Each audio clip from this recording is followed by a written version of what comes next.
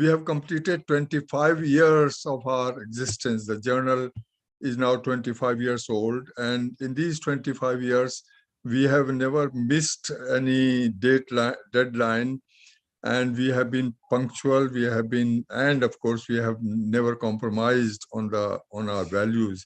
So it has been a very satisfactory year for us. And the second reason is that today we have Professor Irfan Habib giving the 14th MHA lecture. Medieval History Journal, as you would know, is an international journal in the sense that each issue of Medieval History Journal carries contributions from around the world on various themes, various kinds of issues and regions. MHA is not a region-specific journal specific to Europe or India or China or anywhere. It has contributions from around the world on themes which are very, very varied themes. So Medieval History Journal, the medieval and the history part of it are very expansive rather than restrictive. Medieval merely extends into early modern as well. And therefore, it's a great satisfaction to us that we have been around for 25 years, and we welcome you all to contribute your articles to the MHA. The second reason, as I said, is that Professor Irfan Habib will be giving the lecture today. This is the 14th lecture. The Medieval History Journal started the lecture series in the 11th year of its existence, after it had survived for 10 years. And we have since then every year held lectures by the world's most frontline historians. Professor Habib is one of those frontline historians from India who has actually, along with a few others, redefined Indian history in a way in the first decade, after the first decade of India's independence. He has the history that we had received, the history writing that we had received from colonial historians had one single entry point, namely religious identity of the ruling class or ruling dynasty, and therefore religion as the sort of analytical category for Indian history. Professor Habib and a few others, they substituted class for religion as the entry point into history, and therefore it was a sea change. The whole landscape of history writing changed after that. Once the wall of the door of religious identity as the entry point was broken, history expanded into many disparate themes, regions of India, perspectives, databases, and today it's a different world altogether. In the last 50 or 60 years, it has really been revolutionized completely. We are fortunate that Professor Irfan Habib is one of them who really brought about this transformation, and he is therefore, we are very happy therefore that he agreed to speak to us. Professor Irfan Habib has already entered into his 91st year, and therefore it's a remarkable testimony to both his energy and his commitment that he still gives lectures, participates in discussions, usually online, and still does research, new research for his lectures and discussions and so on and so forth. So it's a great testimony to, great compliment to Professor Irfan Habib that he is still serving the discipline that he had started as almost as a student, undergraduate student, perhaps 60 or 70 years ago. So welcome, Professor Habib, and you have decided to speak on a theme which has interested you for a long time, the theme of reason versus religion in medieval India. Reason and religion, they have been counterposed, often counterposed, sometimes not even counterposed. But in all of history, in history not only of India but around the world, and therefore there has been a kind of constant tension between reason on one hand and religion, which is often equated also with superstition and so on. So that Professor Habib has decided to take on this theme of reason versus religion, as standing up naturally very, very strongly in favor of reason, that he has espoused almost since he was a student, as I said. It's a great occasion for us, Professor Habib.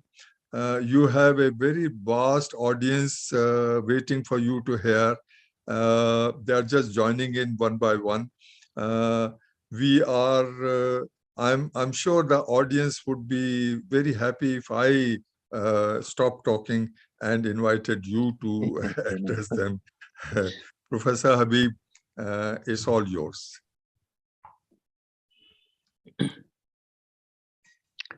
Professor Mukhya, members of the editorial committee of Medieval History Journal, and friends who have decided to listen in to this lecture. I'm most gratified at having this opportunity of speaking on a particular aspect of medieval ideology as represented in Persian literature, namely the conflict between reason and religion. I should first confess that both these words are open to various interpretations. Even religion, I see that dictionary meanings, the English dictionaries in particular, define religion by having the concept of what Judaism, Christianity, and Islam are like, religions with prophets. These definitions did not apply to many other religions. For instance, where the belief in God is a very secondary aspect. And there are morality, for instance, is more emphasized than faith, and so forth. So largely, I would take religion in the sense of beliefs and prejudices that are carried in some texts that are regarded as sacred. Reason is as hard to define. And I was just looking at the big OED, and there are so many definitions of reason that I was thinking whether I'm using the correct word when I'm saying reason versus religion. By and large, I would say that reason is based on basically the findings of observation and science. Direct observation, not superstition and belief, and the results of scientific effort. So the more science develops, the more the concept of reason is refined. Reason also involves logic, but of course logic is present in religion also. If you have a certain beliefs, then by logic you can develop, you can draw inferences. So logic is something which applies to both reason and religion, but has greater place in reason than it has in religion, which has a large number of axioms which are just given. Now, we often hear that India has been a religious country. Beliefs have been very strong here, whether you take beliefs in incarnation or migration, transmigration of souls, or taking Islam in God and Prophet and what message has been laid out through the Quran and the Hadith, that is to say, through the main text attributed to God and the sayings attributed to the Prophet. Here, since I'm basically proceeding on Persian evidence, it is the conflict between reason and Islam that will have primacy in my address. Of course, the same conflict would be present in non-Islamic ideologies in India, but I am basically concerned on what how the conflict proceeded within the language of Persian or within Persian literature. What was asserted there on one side and what was defied on the other and so on. But basically, I'm proceeding on the Arabic Persian evidence, mainly Persian, but of course, Arabic was more important in the beginning. Now, it does happen that there are two terms which correspond to the English words reason and religion in Arabic and Persian. Reason is represented by aql, that is to say, what people think from their intellect based on observation, direct observation, based on scientific observation. Whether religion is represented by naql, that is to say, you follow the prescribed word. For instance, a Muslim would follow the Quran, represented as the God's word, and Hadith, what is attributed to the Prophet, and the theology, the Sharia, built on this evidence. So that's regarded as manqūl, or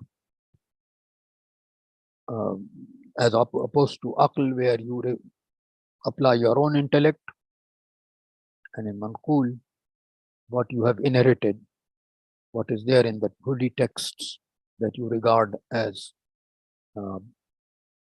scriptures. And the conflict between these two, aql and naql, or maqūlāt and manqūlāt, was already recognized by the historian Zia Barni, the famous historian, who, writing in 1350s, censured Sultan Muhammad Tughlaq, who died in 1351 after a reign of some 27 years, for his belief in manqūlāt, or rational sciences, against the traditional truths, or manqūlāt. He attributed this fault to the Sultan keeping company with Saad the logician, Ubaid the poet, Najm Intishar the philosopher, and Alimuddin also a philosopher. That is to say, he attributed his beliefs in reason to secular sources. Let me first not even use the scientific sources, but secular forces, non-religious sources. Logician, poet, thinker, and so on. And we saw it as a conflict in which he himself demanded that those who believe in manqūlāt or reason should be put to death. Therefore, in another work, he actually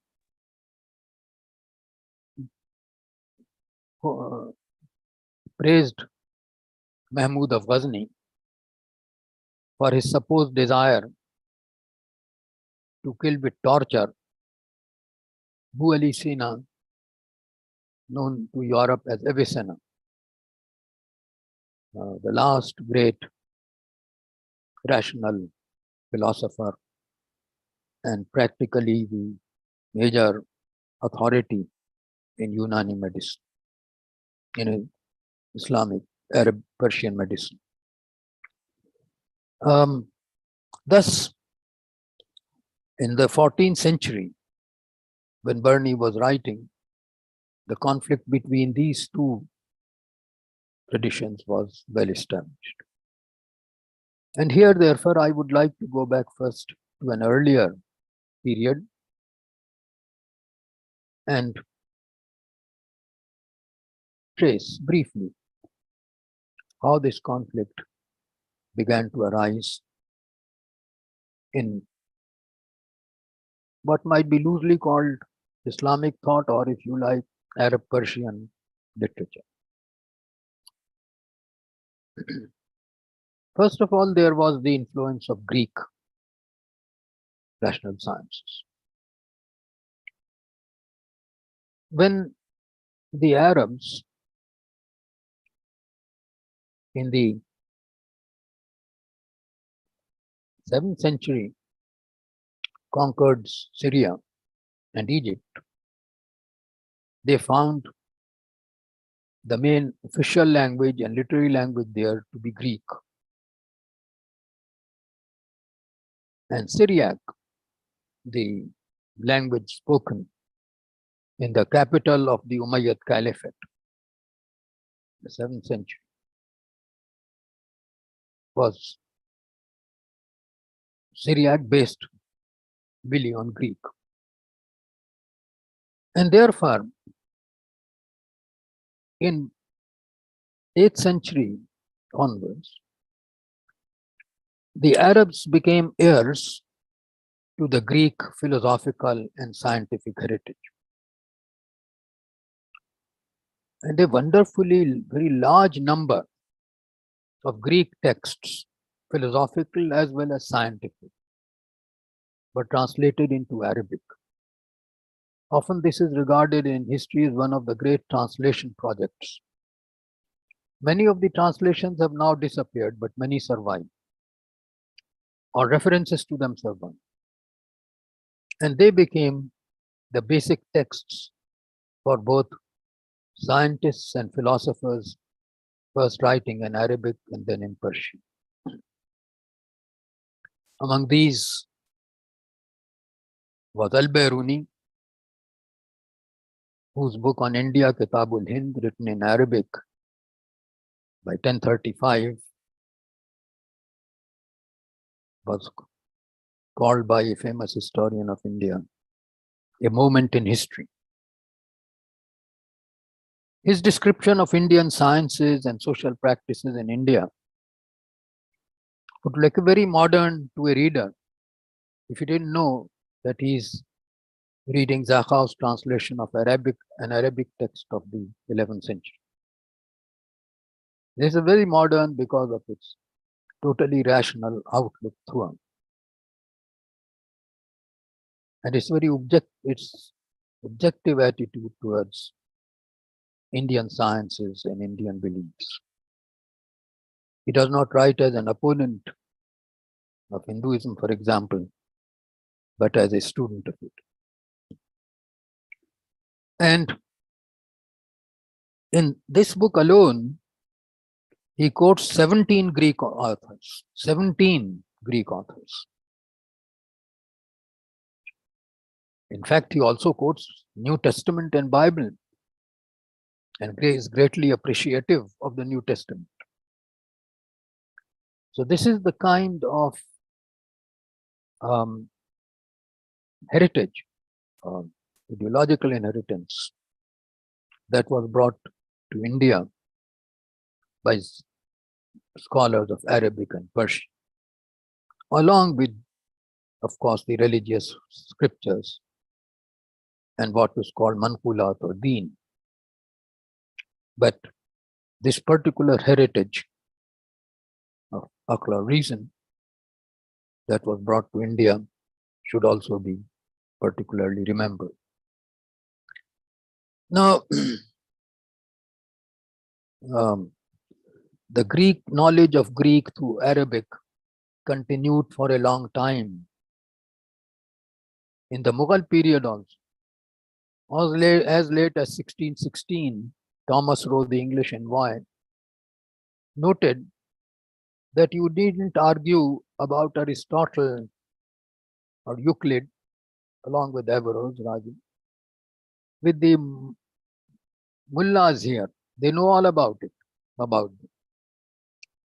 And Abū'l Faẓl, the minister of Akbar, was particularly proud that his son had a Greek temperament, Mushrib-e Yunani, so that the association of Greek learning with reason was there, and the importance attributed to writings of philosophical writings of Aristotle and the mathematical and contributions of Euclid and also Ptolemy were well known to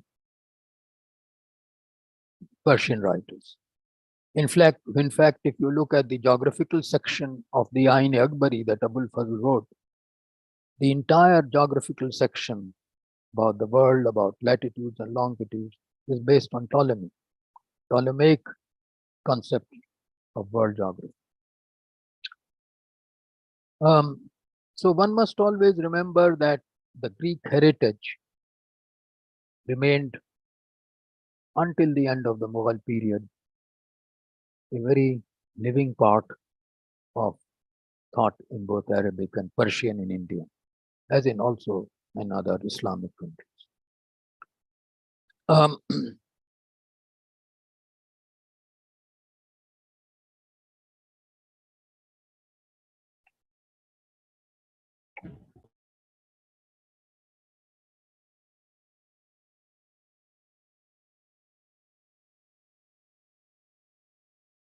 It must, however, be remembered that when we talk of reason based on sciences,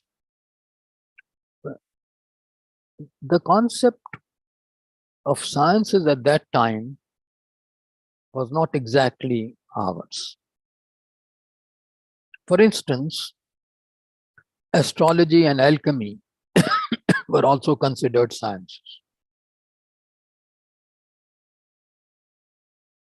Al-Biruni at one place writes in his Kitabul Hind that it would be a wrong policy for astronomers to condemn astrology because astronomy is supported by rulers and the rich only because it is the basis of astrology.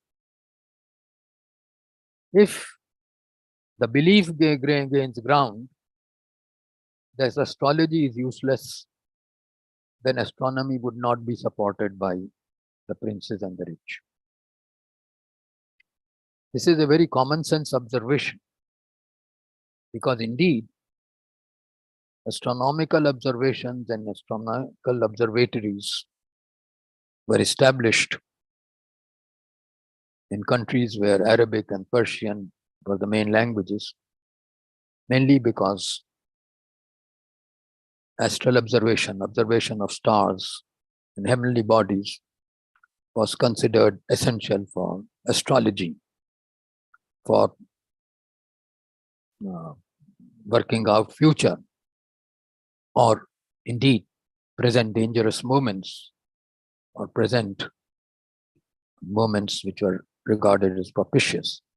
So all this was attributed to astrology, and therefore a practically superstitious belief, which we now know, of course, had no basis in fact, supported research in a very important branch of science, and that was astronomy. Well, of course, that had its limitations. Al-Biruni was not, for instance, interested, though he reported it,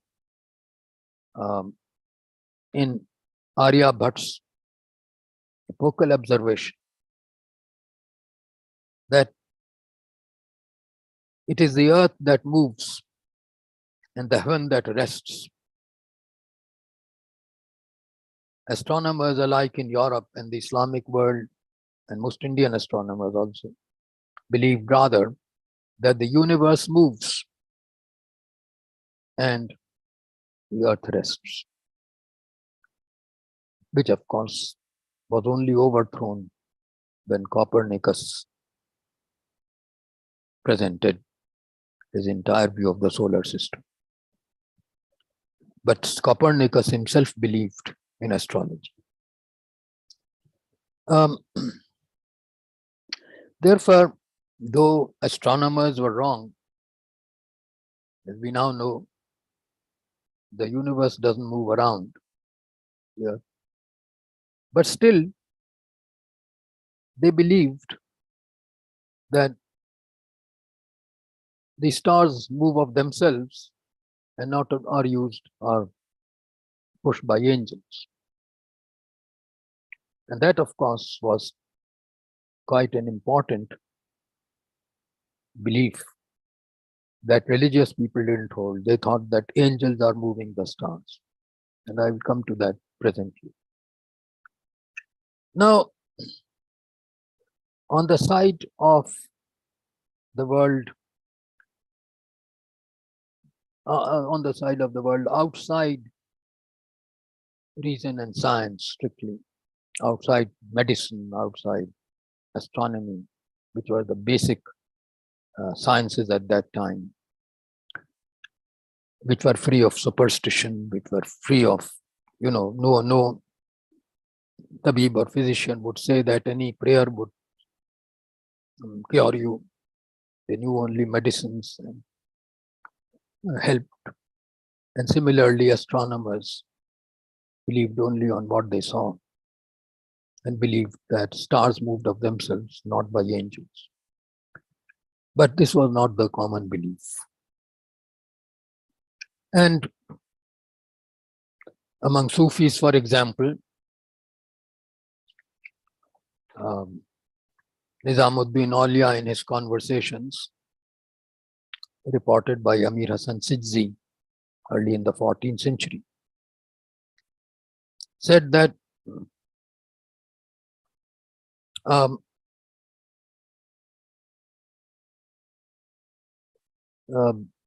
the stars are moved by angels. And twice he quoted a story where a theologian goes to the caliph at the time, pushes out the astronomer, and shows to the caliph how an angel is pushing the whole universe, encircling the earth, giving us day and night. So clearly the Sufis were one with the ulama or mullahs in denouncing science. Nevertheless,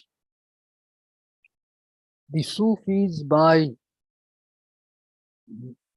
trying to present a morality distinct from Sharia, not necessarily opposed to Sharia, but distinct from Sharia, also opened, in some respects, the path to science, to reason. For instance, I'll give you one example. According to the Sharia, a Muslim cannot be converted into non-Muslim. This is a great sin if you help it. But to Nizamuddin, it was reported by Hasan Sidzi that when as an officer he was in Deogir, he bought a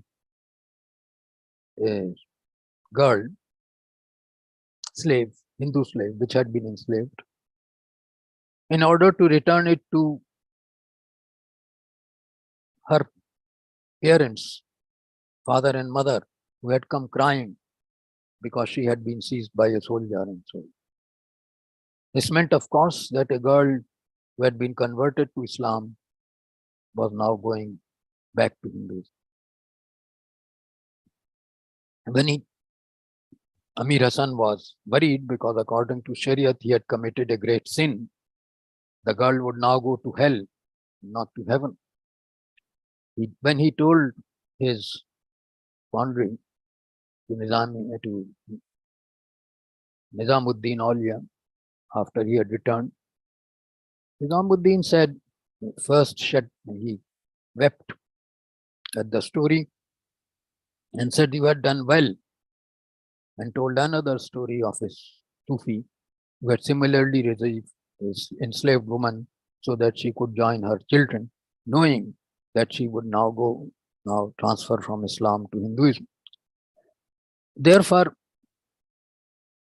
it is also true that Sufis did in fact modify the Sharia, sometimes at calls of humanity, as we have just seen in these two stories. And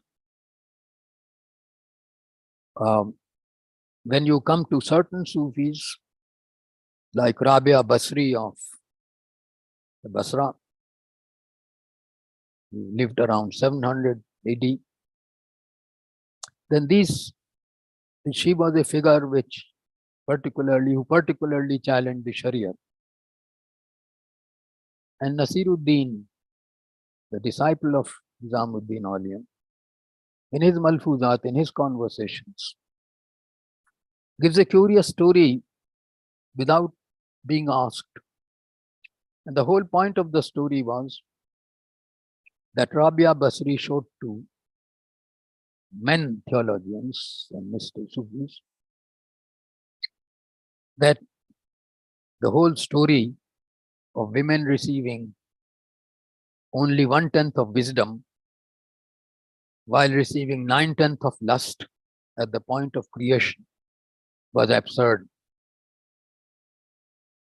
By challenging them and saying that I, a woman, am able to face 9/10 of lust by only 1/10 of wisdom, whereas you men folk with 9/10 of wisdom are not able to face 1/10 of lust. Now, this challenged, of course, one of the favorite stories about creation current among Muslims, and regarded them as true, regarded by all Muslim theologians as the very truth. So, Sufis also indirectly undermined theology and therefore religion. This is particularly to be seen in Persian poetry, to which I shall come, and also to the influence of Persian poetry. My father didn't write it, but he was fond of saying that poetry saved Muslims. And I asked him why, and he said that they could say in poetry what they could never say in prose. And that, I think, is a very important feature of Persian poetry, which we shouldn't forget. In Persian poetry, there is a particular hostile attitude towards religion, towards established religion. How it developed, I'm not going into details. It may be the Iranian answer to the Arab, which Firdausi Shahnama represented, that a barbarous race should come to rule over us. Or it had other development sources. But by the time of Amir Khusro, this was very well established. The world of love was opposed to the world of religion in Persian poetry. And I will cite one verse which had been, actually it's a huge joke, so badly represented. Amir Khusro in one verse says that every race and country, every qawm has its own religion. Its religion and its direction of prayer. But I reject everything. My prayer direction is in that of my beloved woman, the woman I love. Qūlāt. Qūlāt was the word then used for women, particularly a Turkish woman, because the Turkish women used to wear their cap or. Now, by Jahangir's time, this had been forgotten, that Qūlāt meant a woman. And therefore, the story reported in the Turku developed that Qūlāt there was represented by poor Nizamuddin Aulia, who would have been shocked if anyone would have called him Qūlāt because that meant a woman. Amir Khusro is saying that all religions are on one side, by my religion is love of a woman. And then in India, Persian poetry, also you will see that the beloved woman is called a Buddh. Why? Because the idol is worshipped. And it is Buddhana one goes to. If you turn to Persian poetry, on the other hand, Persian poetry in Iran, say Hafiz, the same distinction is there. But instead of Buddhana, Hafiz goes to a Maikhana, to the wine shop. His priest, his peer, leads him to the Maikhana, to the wine. And he invokes the Sufic belief in the peer. Say that I will be guided by my peer. My peer says, wash the prayer cloth with wine. A Muslim washing the prayer carpet with wine. This is what Hafiz finds. And he invokes the Sufic belief in peer. He says, my peer says that. I must obey. Therefore, the use of a Sufic institution in order to promote an opposition to Orthodox religion. And then all those verses where he attacks Orthodox religion, they sermonize, but when they go into and the mosque, they sermonize, but when they go into privacy, they do the very things they denounce outside. That is his famous verse. Therefore, Hafiz Shirazi, writing in 15th century, it also represents what one might call the secular side, if not the total rational side of ideology. But that certainly promotes anti-theological perceptions in among those who read Persian poetry. And Hafiz, of course, is a major figure of Persian poetry. Now, when you come to India again, back to India, remember that Persian by the 14th century was the major language of government. And by the Mughal period, it was practically the language, written language, official language, common to both Hindus and Muslims who worked in government or government offices, down almost to the village officials. Now, therefore, the influence of Persian literature, whether Hafiz or whether Amir Khusro, should not be underrated.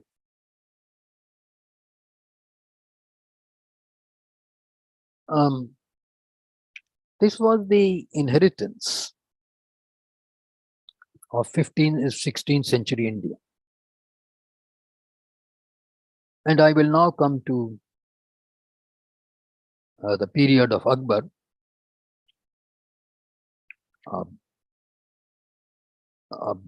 in which I think the whole movement in rational movement, what I would call the rational movement, the movement of reason, probably reached its apex. If you take the development of Akbar's religious policy, which we must go into if we want to understand why the trend towards reason in the latter half of Akbar's reign, then you will see that from the beginning, Akbar's policy of religion's tolerance did not involve a questioning of Islam as a religion or even a question of Islamic orthodoxy. It was more a practice of convenience, intermarry with Rajput houses, abolish the jizya, begin grants to temple priests in temples from 1565 onwards, very early in his reign. Jizya abolition came in 1563. Don't enslave populations, rural populations. He prohibited slavery, he prohibited slave trade. Popularly believed to be at the instance of a Brahman mistress.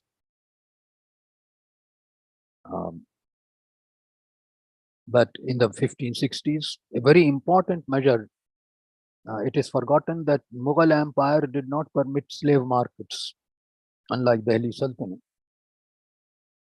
There was no slave market, and slave trade was also prohibited by Akbar.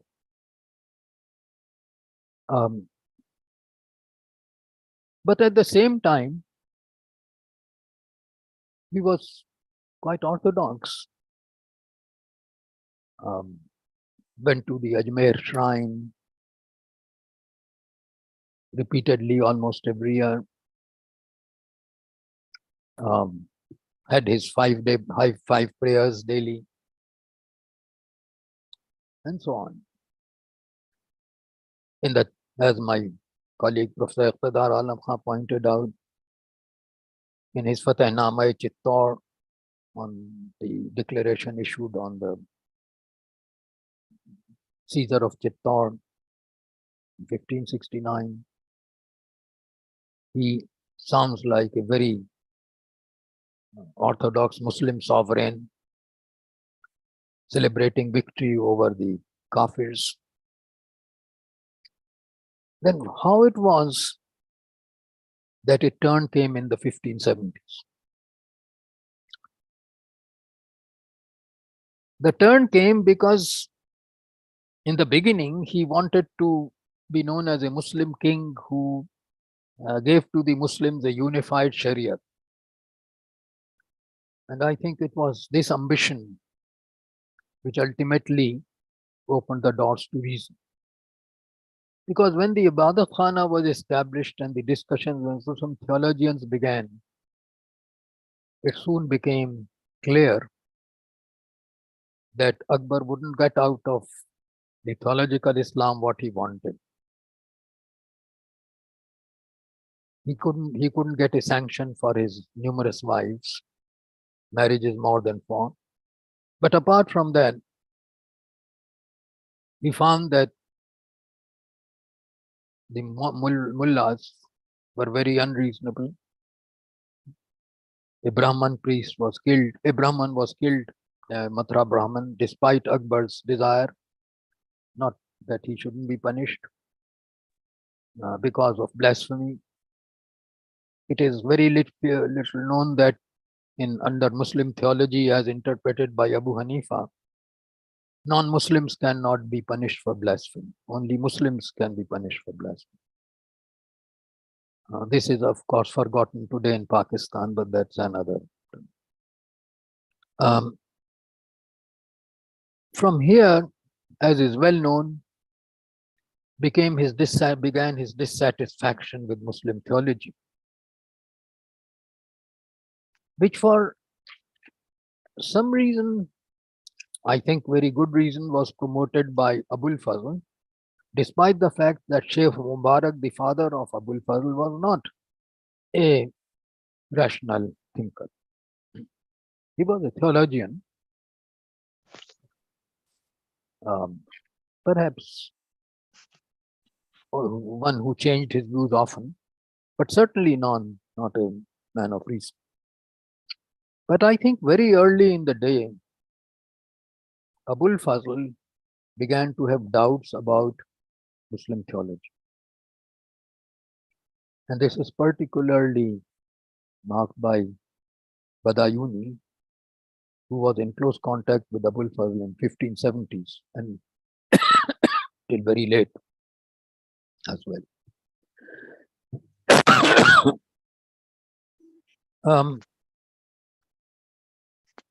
It is in these times, late 1570s, that the conflict between what one would call manqūlāt and manqūlāt came to the forefront.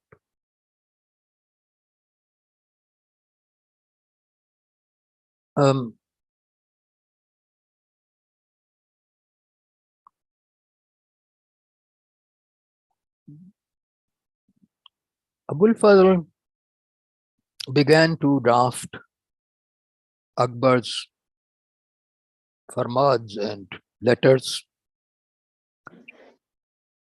relating to religious matters. And in 1581, in a letter addressed to Portuguese or European sages, but within the letter, the addressee is the King of Spain or the King of Pasha Farang. But we are not concerned with this character. We are concerned with the major statement in which the letter, Akbar's letter drafted by Abū'l Faẓl, says that it is by aql that we must produce and by tahqiq, research. That is how religion should be tested.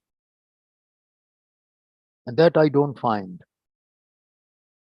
adequately in the religions I've studied. So he asked for a second Jesuit mission to be sent. The first had already visited. This is the first time that in documents, aql is now invoked as the test for religion. And this, I think, is a very important break point, which often we have missed in normal essays on Akbar's religious policy. How does reason come in? How does aql come in? And Badayuni might say that other religions were influencing him and so on. And there are many things that Akbar said which we would hardly agree. For instance, the statement that poor people should not be educated. That is inverse. He had that class view. But let us, for the moment, overlook it and go to other statements. What does he have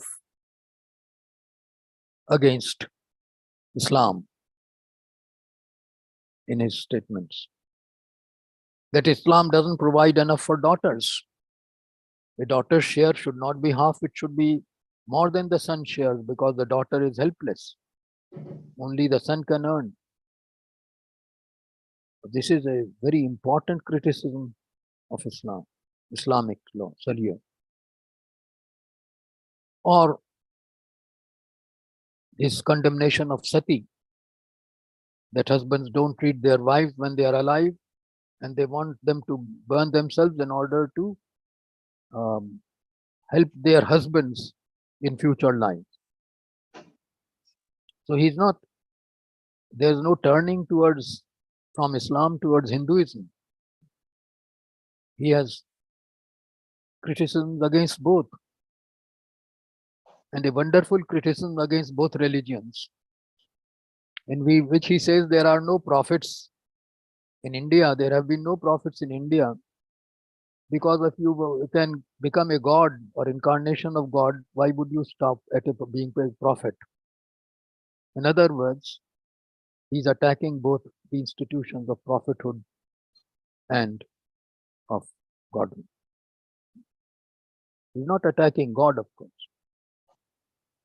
Now, of course, that reason had limitations. And that reason, for instance, a belief in God was regarded as quite rational. Man produces, so the universe is also produced by the power, superior power. And often Abū'l Faẓl and Akbar regard pantheism as a rational belief. God cannot be seen because God is everything. And there, of course, this would open the doors to,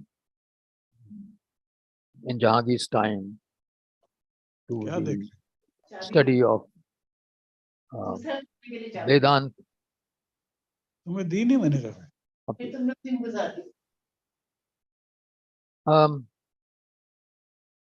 Vedanta of Shankaracharya's version.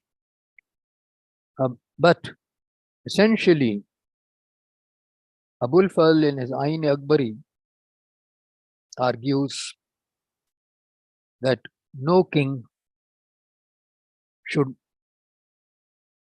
suppress reason, should allow the suppression of reason. A very important statement. He further says that religion should not influence polity. And in a passage which has been ignored largely, thankfully, because of loose translation by Blockman, he in fact argues that in the early history of Islam, the religious leaders should not have governed. It's a criticism of both the Prophet and Caliphal regimes in the pious Caliph. That should not have been there. Says that kings should not suppress reason in order to be popular. Now, these are very important statements from which have been missed, I think, because of Blockman's rapid translation of the passage, sometimes even mistranslation.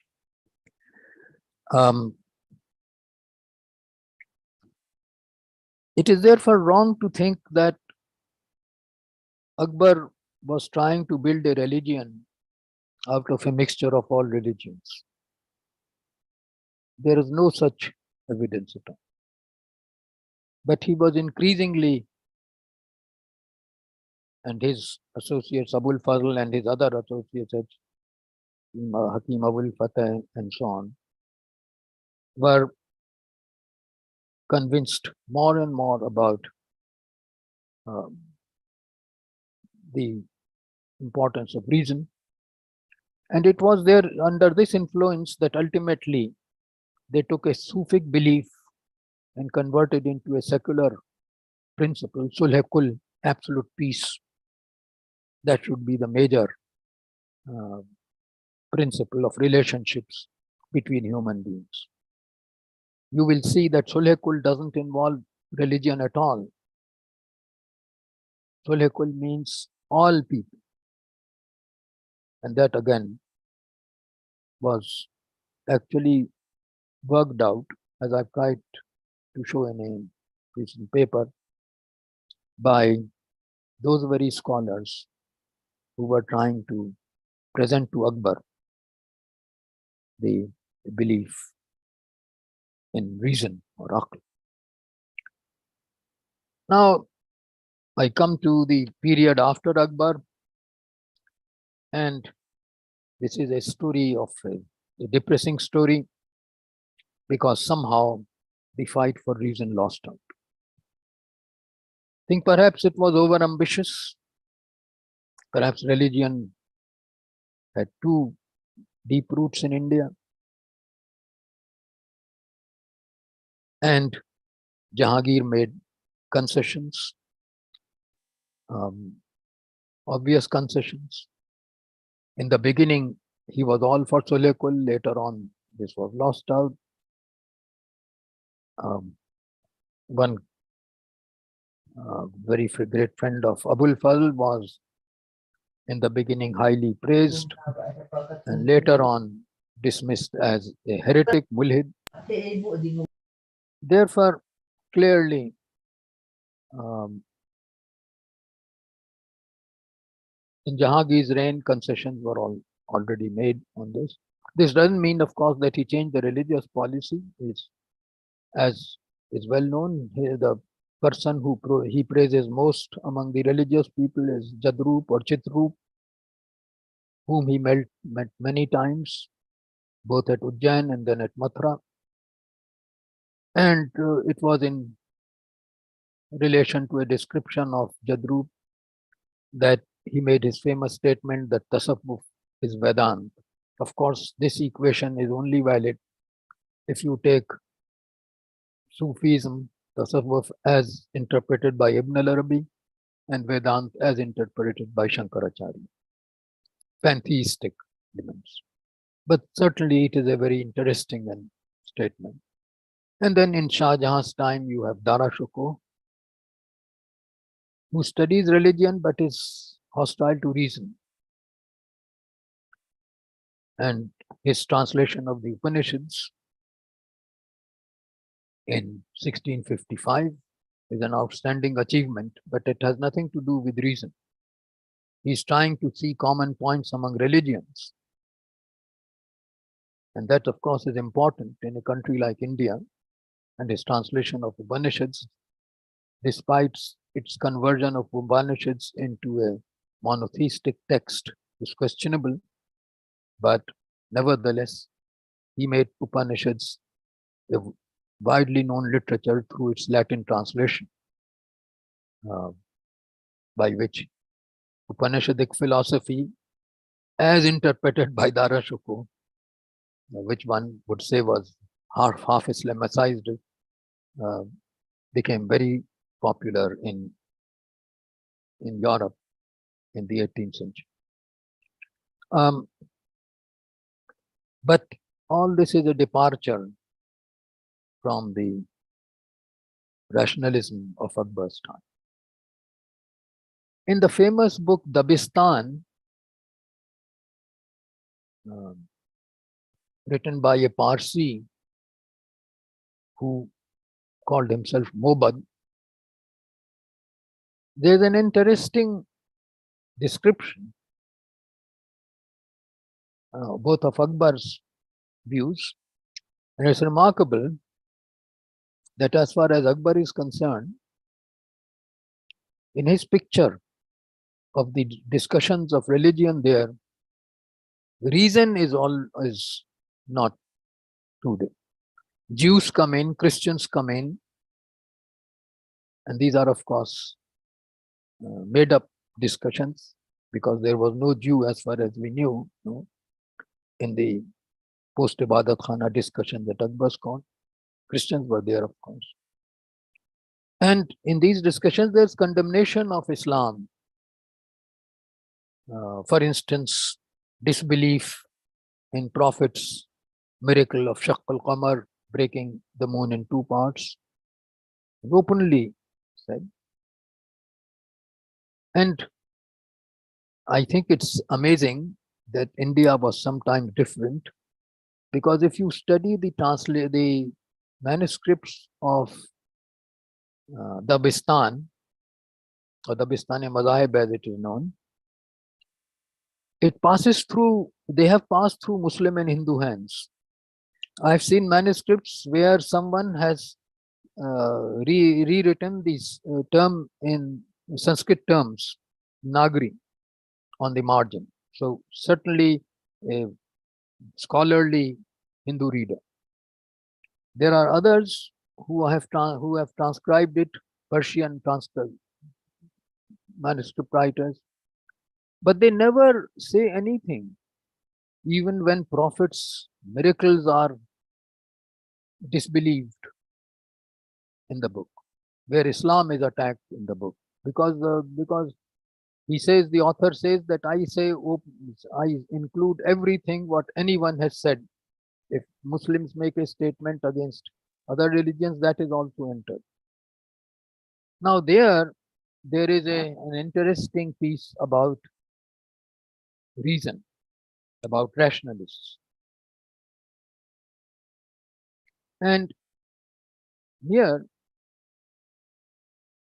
I must say that it seems that there was a different India at that time. He's talking about Shah Jahan's reign. He's talking about a rationalist who lives in a sarai at Farah, who's an Iranian. Farah is between Mathura and Agra, closer to Mathura. And this man doesn't believe in prophets. He doesn't believe in Prophet Muhammad. He rejects the whole of Islam. And yet he has friends.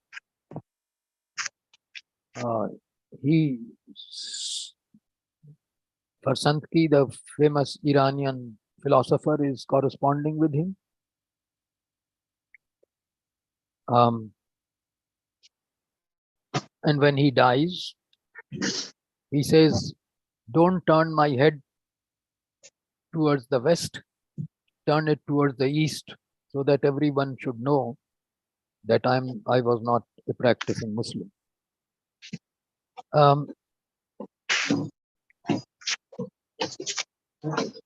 That such a man should be there, that he should be tolerated, he should have friends. He distributes his inheritance from among poor people. That tells us something about India, say in around 1650.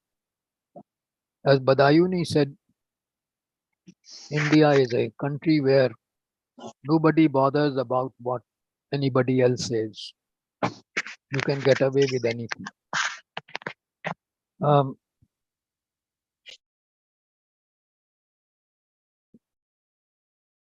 This chap bore the name of Hakim Kamran, and when he died, there was a successor also, but about whom the Dabistan doesn't say anything except giving his name. Therefore, although as far as the state was concerned, it had been goodbye to manqūlāt, although its interest in different religions remained. Dārā Shukoh was the favorite son of Shah Jahan, despite Shah Jahan being relatively an orthodox Muslim.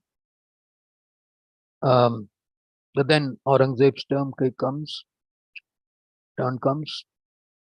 and the official policy changed gradually towards Orthodox Islam.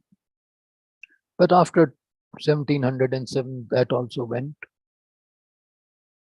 In fact, Muhammad Shah, for all his faults, wanted to copy Akbar. He's represented as playing holy. But a policy of religious tolerance should not be mistaken for a patronage of reason. And Abū'l Faẓl had followers in style, but not in his thought. And the reasons why rationalism gradually disappeared has to be investigated. But it did not entirely disappear. It lived in certain concepts like that of mubahid, We might think that belief in God cannot be rational, but rationalists did not so believe. Man produces and God produces the universe. And therefore, there was this concept of mubahid, monotheist. Abdul Haq, in his account of um, saints, Muslim Sufis, at the end, in his introduction, writing in Akbar's time, late Akbar's time, says that his grandfather was asked by his father when a child about Kabir, and the answer was Kabir was a mubahid. He was neither a Hindu nor a Muslim. Mubahid means monotheist. And he was asked, what is the difference between Hindus and Muslims on one side and mubahid on another, monotheist? So he replied that this is too serious a question, you will understand later. Mubahid is a monotheist who only believes in reason and therefore rejects ritual. And I could come now to the Persian poetry in Akbar's time. Urfi represented this particular vision. I cannot recite the verses now because they won't be understood. But in these verses, he rejects Islam. He rejects kufr or non-Islam. He rejects their mixture by which he is attacking Akbar's religious views perceptively. Because none of them could explain why humankind has been created by God. So you will see in poetry, and you know Urfi is regarded by Badayuni as a Dushman-e-Khuda, enemy of God. But nevertheless, he says that he is the most popular poet. His divan is on sale in every nook and corner of India. He's in Akbar's time. And his famous verse that is, so live, Urfi, that when you die, a Muslim bathes your body in holy water and a Hindu cremates it. Very famous verse at one time. And therefore, in Urfi's entire poetry, a denunciation of Muslim theology is exceptionally marked. And there's a touch of Shelley also, where he says that those who have worked hard, there will be a tomorrow when those who have worked hard, they will not be asked to pay anything. But those who have been idle will have to pay a lot.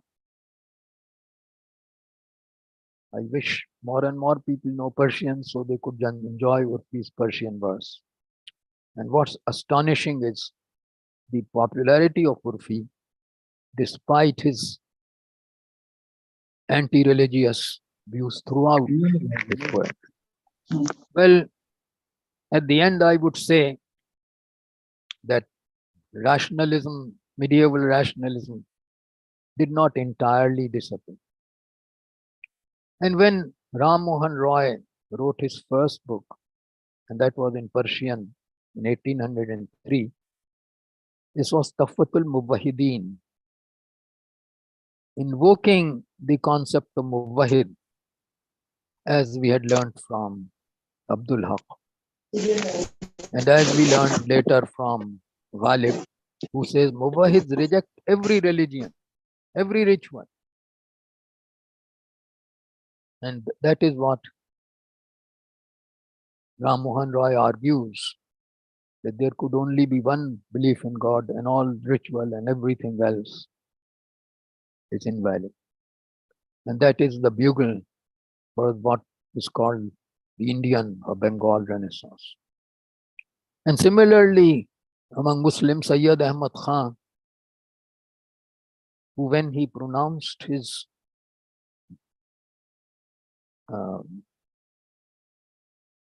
doctrine that the word of God must conform to the work of God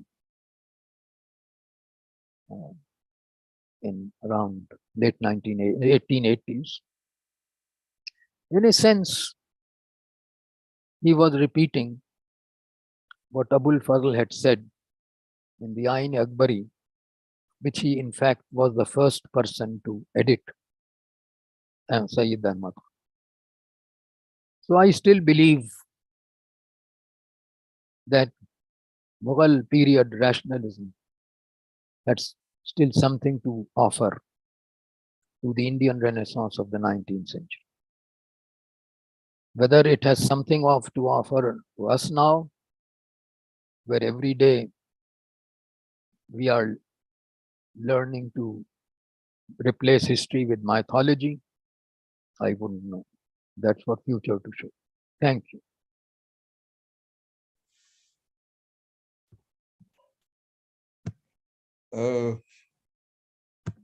Hello, hello Smriti, can I come in?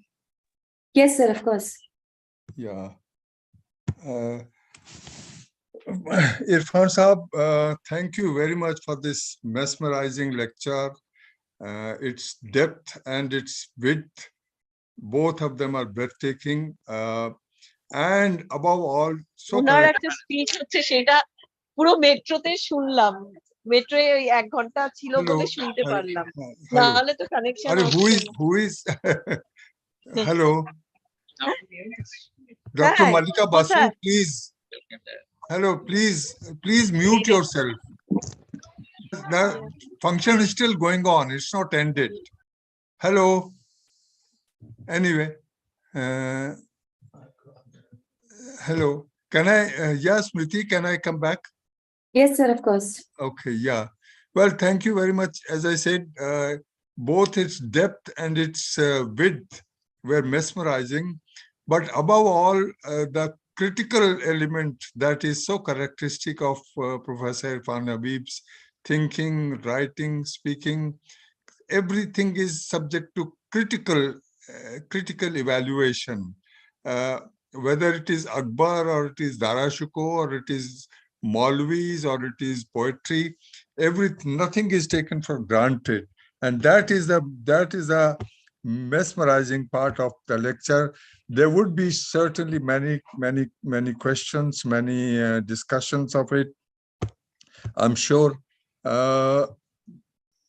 Yeah, there would be, I'm sure, and there would be discussion of it. But I think what the takeaway from the lecture is that history is essentially a critical discipline. You have to ask questions, put questions to everything that you receive from history, every kind of evidence, and not be blind to the darker side of whatever theme that you are exploring. So thank you very much, Professor Irfan Habib, for a wonderful lecture. Let me say that this lecture, the text of this lecture would be published in the next issue of Medieval History Journal, in the May issue of Medieval History Journal. So those who have heard it and have been charmed by it, wonderful. Those who are not able to hear it, of course, it would be available on YouTube, I'm told. But in any case, it would be available in written text in the year May, in next year, May issue of 2023. I'm sure there would be questions. My colleague Pratik, I'm sorry, why am I mixing up? My colleague Pratyay would be handling these questions. So those who have questions, they may write these questions out, and Pratyay would sort of take it from there. Pratyay? Thank you, Professor Mukhya, and thank you, Professor Habib, for this excellent lecture. Thank you so much. We already have some questions in the chat box, and I'm going to read them out one by one and then come to you for your responses. Protiti Bhattacharya has written, can it be argued that Akbar's rationalism was an influence of Sheikh Mubarak and Abū'l Faẓl, and the reason it declined was the absence of guidance? About Sheikh Mubarak, we didn't know that he was a rationalist because he was a theologian.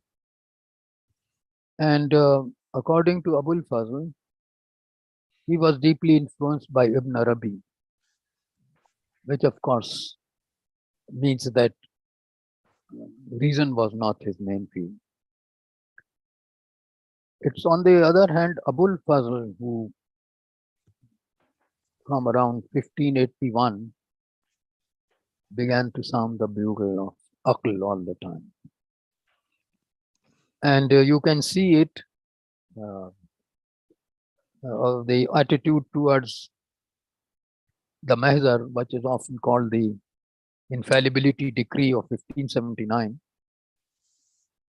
the declaration of theologians by which Akbar could interpret the Shariat.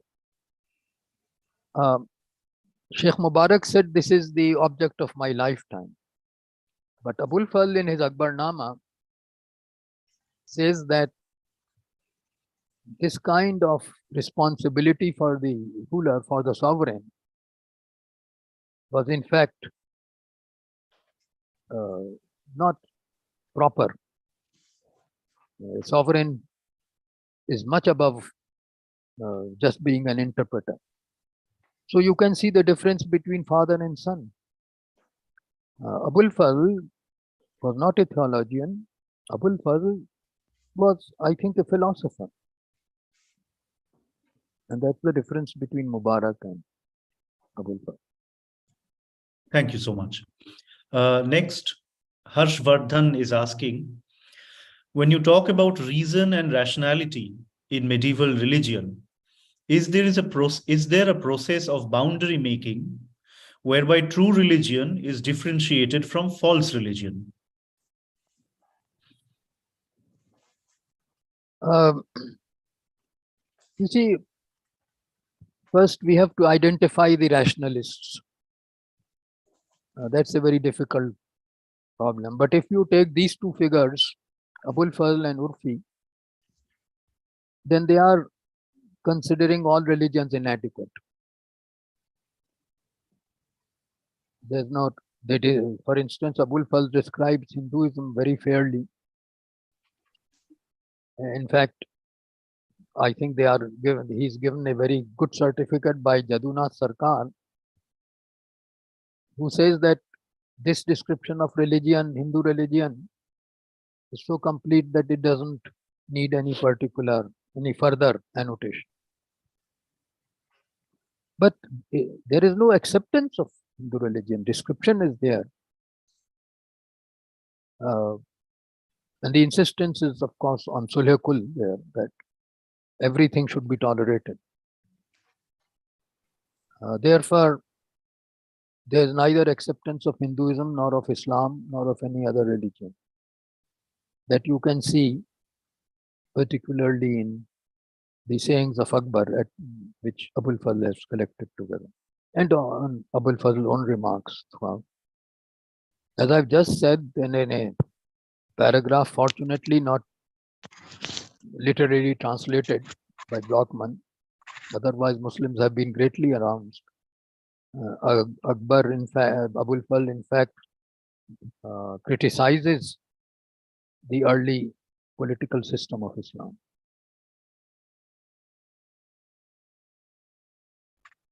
Thank you so much.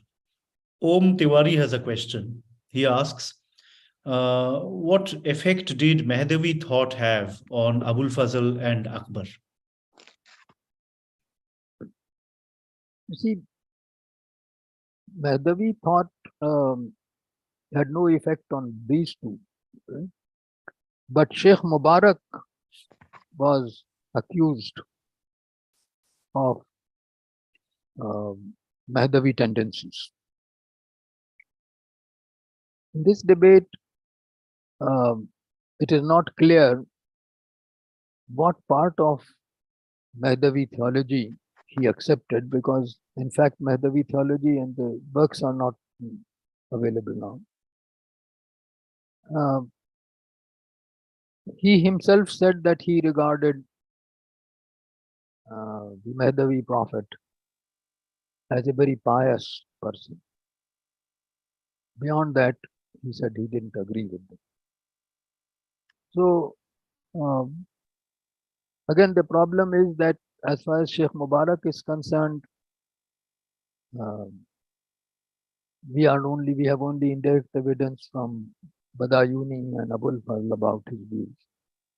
And as far as they are concerned, I mean, Badayuni says the views, he was a pupil of Sheikh Mubarak. So he praises his learning, but he says that he changed his views according to the prevailing wind. I am not a judge of this, but I would think that Badayuni must have reason to say this.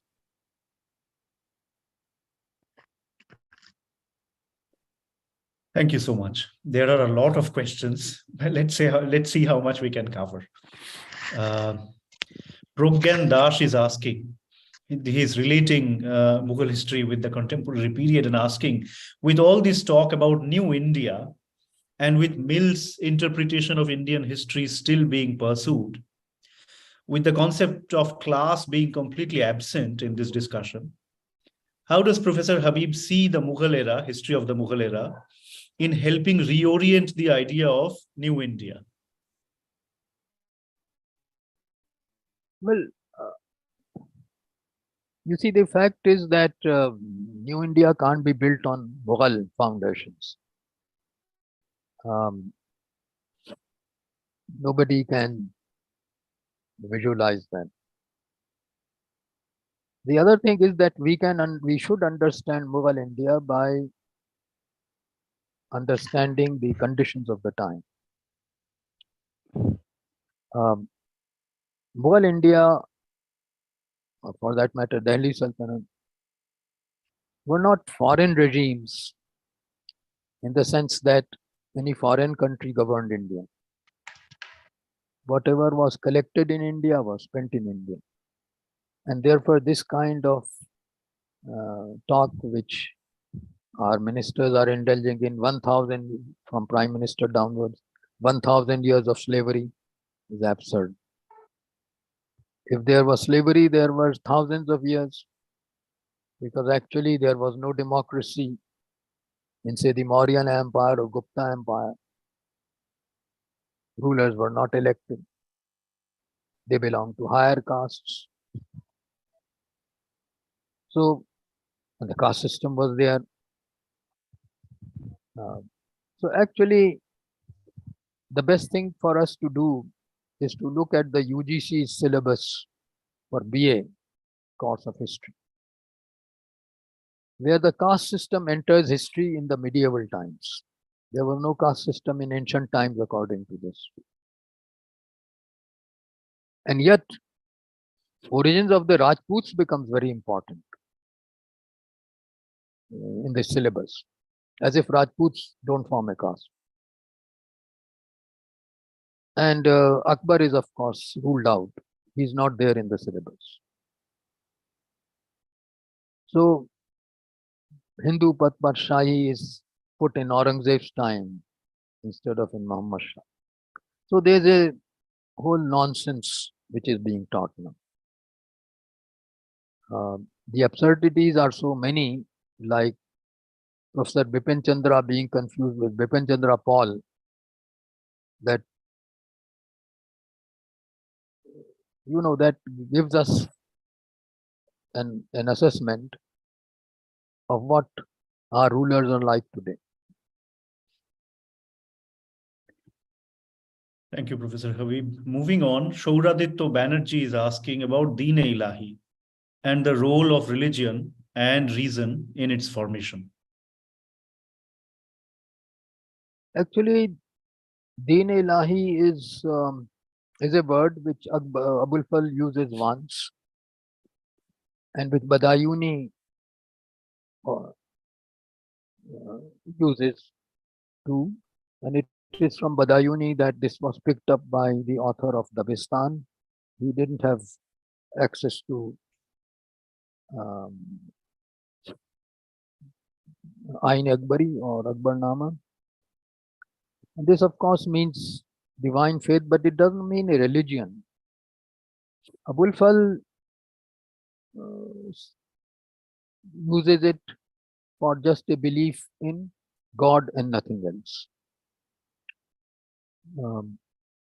If one looks at the chapter which Blockman has, whose heading Blockman has translated as Divine Faith, actually the heading is Ain Iradat Gozinan, which means the body of disciples, which you can see is totally different from Deen Ilahi, divine faith.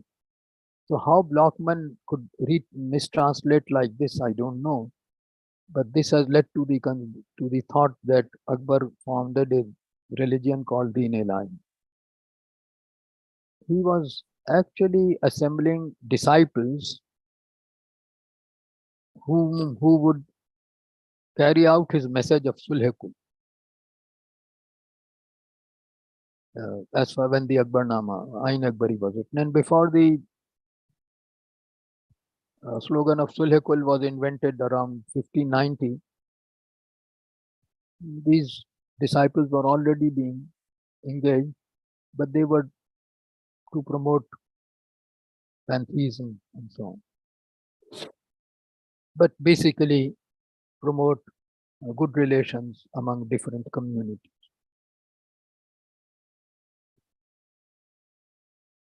Thank you so much. Maybe we have another 5-10 minutes and then we have to wind up.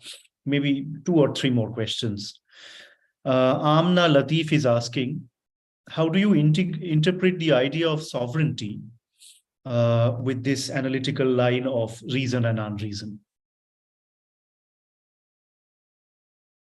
Well, of course, Abū'l Faẓl and Akbar both thought that sovereignty is very rational. And they had their own theory. In fact, Abū'l Faẓl puts forward a theory of social contract. And so clearly they had in mind some justification on the ground of reason for sovereignty. But Abū'l Faẓl doesn't relate sovereignty to religion. And that's a very important point there. In fact, as I've said before, he says that religion should not be allowed to dominate a state.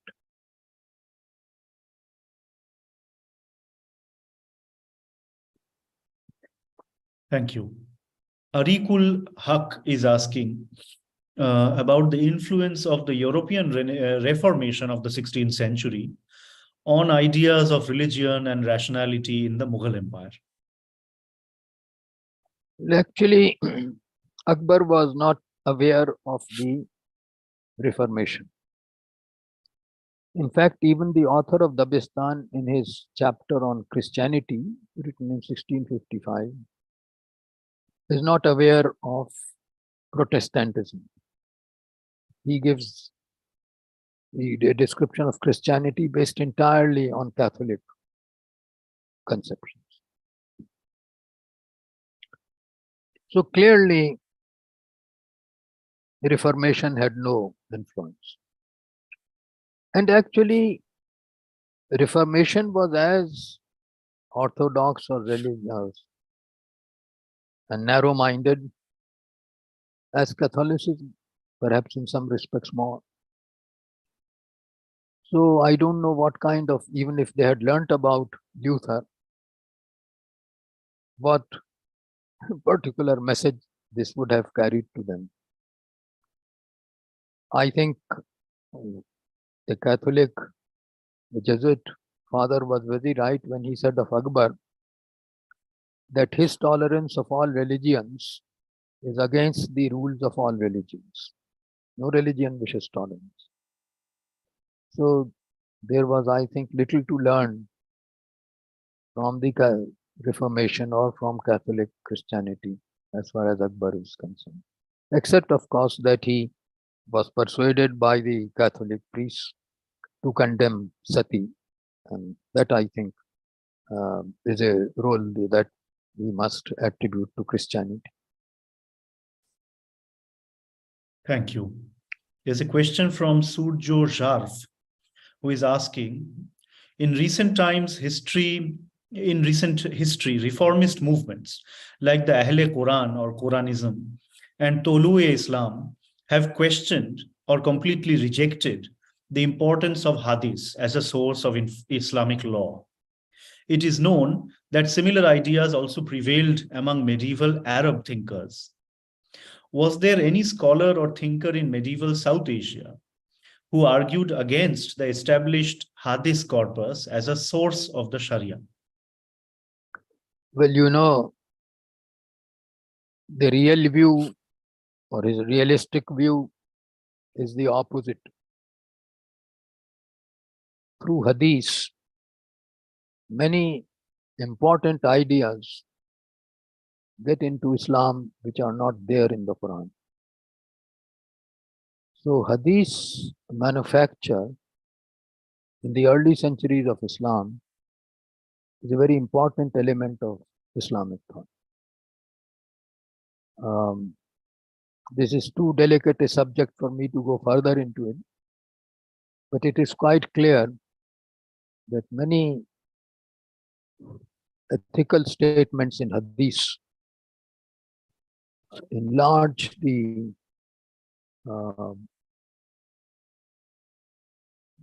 sweep, religious sweep of the Quran. And if you eliminate hadith, then many very important elements of Islamic jurisprudence, some rational elements, will be wiped out.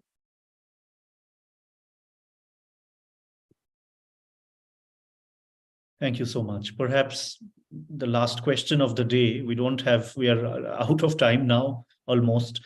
This is from Professor Nadeem Rezavi. He seeks your explanation for the present regime's ostracization of Akbar, but highlighting the role of Dārā Shukoh. And what is the dynamics of rationalism here? I'm not a psychologist, but clearly Akbar is very hard to explain for the present regime. And Dārā Shukoh, for the wrong reasons. For instance, Dārā Shukoh's major interests in the beginning were in Sufism, but they are actually promoting his translations of the Upanishads for this reason. But at the same time, they deny that Dārā Shukoh promoted Upanishads or that his translation had any. That is very interesting. That once and my co-author in a People's History volume mentioned that Dārā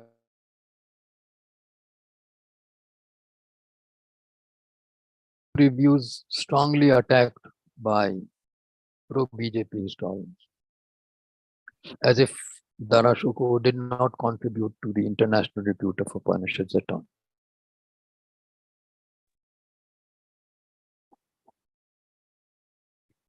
Okay, we have received a couple of. They are particularly bringing to light, they are defaming Aurangzeb.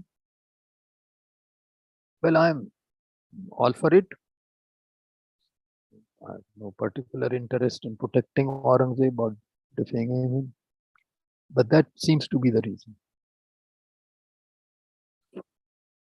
Thank you. We have about a couple of minutes left. Would you mind taking one or two more questions, perhaps? No, I will take. Okay. Maybe I'll read out a couple of, okay, maybe one by one. So there's two last questions that I would like to take up. One is by Chandini Jaiswal, who's asking what kind of relationship Sufis shared with other scriptures like the Gita or Guru Granth Sahib. Yes. No, I can't hear. Can you hear me? Yes, now. Okay. So one question from Chandini Jaswal is about the relationship of Sufis with other sorts of scriptures like the Gita and the Guru Granth Sahib, and the role of rationalism in that relationship. Well, actually, I have not seen any Sufi text influenced by either Kabir or Guru Granth Sahib. But Guru Granth Sahib does contain verses attributed to Sheikh Farid, who was a Sufi. So that relationship is there. Because this is now a religious matter, whether these verses are genuine or not, so that's a different matter. But certainly Sheikh Farid had a reputation, and verses attributed to him form part of the Guru Granth Sahib. Thank you. And perhaps the last question of the day from Shubhronil Chakraborty, who is asking, how much of Akbar's or Aurangzeb's rationalism or orthodoxy was a response to the political events of their times?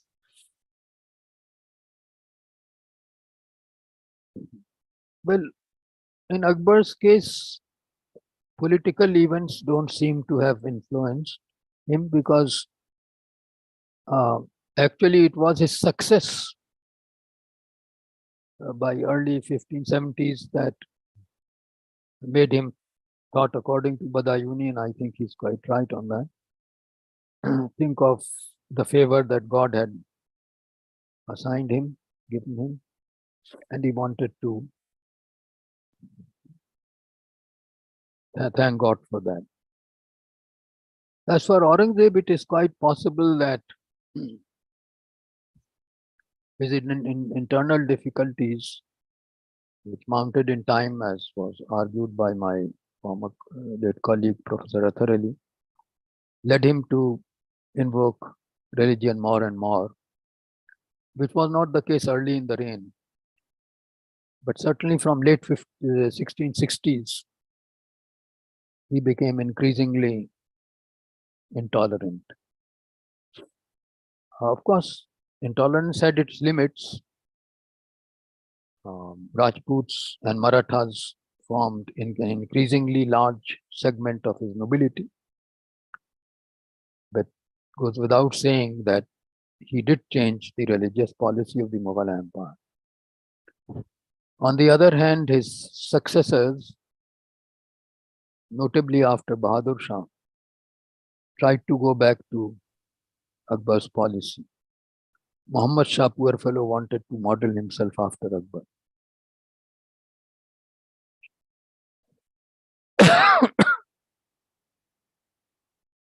Thank you, Professor Habib. Okay, I think now we have to really wrap up because we are really out of time now. My sincere apologies to people whose questions we could not take up today. But let me, sincerely thank Professor Habib on behalf of the entire editorial collective of the Medieval History Journal. Let me express my heartfelt gratitude for delivering this 25th Medieval History Journal annual lecture. We are really grateful. No, thank you very much for your kindness. Thank you. It is also my duty to offer the vote of thanks now. So we are also thankful towards Professor Harbans Mukhia, the founder editor of our journal, who arranged the lecture and also chaired the session. This lecture was also made possible by the organizational and technical support of Sage Publications. Smriti Sudhakaran, the senior marketing manager of Sage, was crucial in particular in making this lecture possible. She was immensely helpful and thoroughly accessible. We are really grateful for that. Special thanks also to Archana Jha, Deepa Linto, and Neetu Kalra, who lent their support as well. We would also like to take this opportunity to thank the former and current members of the editorial team at Sage, including Gaurav Gupta, Neha Bahuguna, Sangeeta Gupta, Amit Kumar, and Priya Rai. Last but not the least, our heartfelt thanks to all the members of the audience who listened to this lecture today and also participated in this discussion. Thank you all very much, and thank you, Professor Habib, once again. Thank Very you. good evening.